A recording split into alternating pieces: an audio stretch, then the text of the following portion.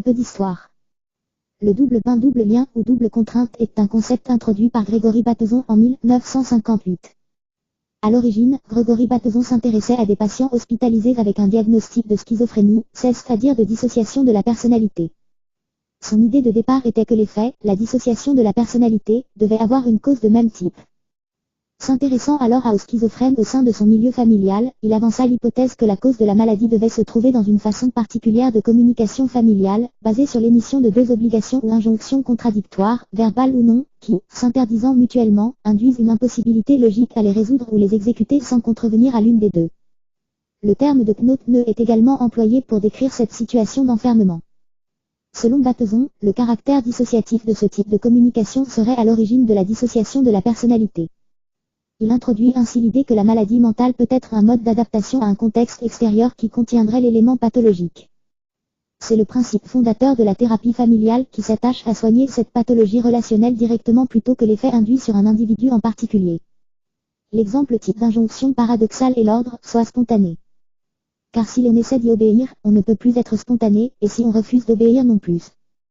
Ce type d'ordre met la personne qui le reçoit dans une situation psychologiquement inconfortable, le résultat de l'une ou de l'autre action obéir ou ne pas obéir aboutissant chacune à ne pas satisfaire l'ordre initial, ne pas être spontané. La femme qui dit à son mari, sois plus viril le coince, le met en état d'être manipulé. En effet, soit il se montre plus viril, mais il ne fait alors qu'obéir à sa femme, ce qui n'est pas très viril. Soit il désobéit et il reste un homme peu viril. Parfois l'injonction peut être créée par une contradiction entre une affirmation verbale et un comportement non verbal qui vient le contredire. Voici, de Bateson, l'exemple de la mère balinaise qui dit à son fils, tu ne m'embrasses pas. Et qui se raidit quand celui-ci vient lui faire un câlin. Que le fils obéisse ou non, il est rejeté par sa mère. Vers une définition spinoziste de l'injonction paradoxale. Le terme injonction ne pose pas de problème. Il s'agit d'un ordre émanant d'une autorité dominante, parent, enseignant, manager, etc.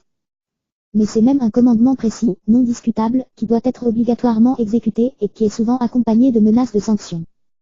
Dans le contexte étudié, le mot paradoxe désigne une antinomie, une complexité contradictoire inhérente à la réalité de quelque chose, ce quelque chose étant l'injonction envisagée.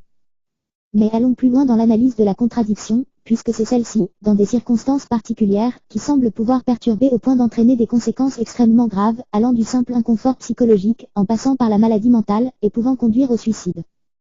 Spinoza. Des choses sont de nature contraire, c'est-à-dire ne peuvent être dans le même sujet, dans la mesure où l'une peut détruire l'autre. 5.